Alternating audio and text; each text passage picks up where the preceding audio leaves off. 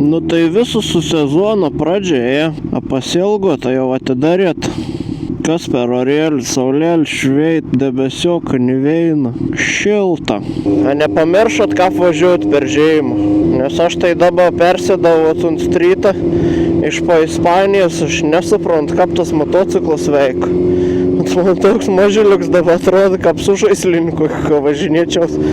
Atrodo, rankelis veina prie kitos, mastulėlis toks. Nors jis sunkesnis, bet jau tas lyg būt mažesnis. Kadangi sezonas prasideda, aš tik draugišką priminsiu. Nepamirškit, kad mašinas jūs nemato, nors nenor matyti. Važiuokit saugiai. Mašinom palinkėsiu atidžiau žiūrėti veidrodėlius. Nedaryti staigių nereikalingų judesių.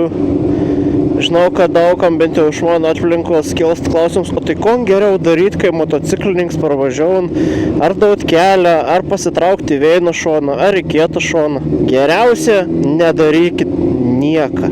Važiuokit kaip važiavien, jeigu darot manevrą, parodykit prieš posūkį, ne pradedant daryti manevrą. Viskas bus gerai. Motociklininką jumis mata, motociklininką jumis įvertin. Svarbu, nedarykit neprognozuojamų judesių, nerodydami ar posūkių, ar nepasižiūrėjant į veidrodėlį.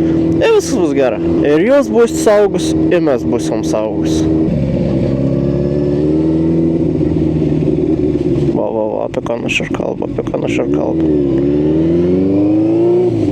Važiuokit taip, lyg jum užkiš, nes anksčiau ar vėliau užkiš. Tas Volvo ten kur linda, aš mačiau, kad uns žmonės nematys. Atitinkamą pasirinkau greitį, nes žinojau, kad uns žmonės nemato.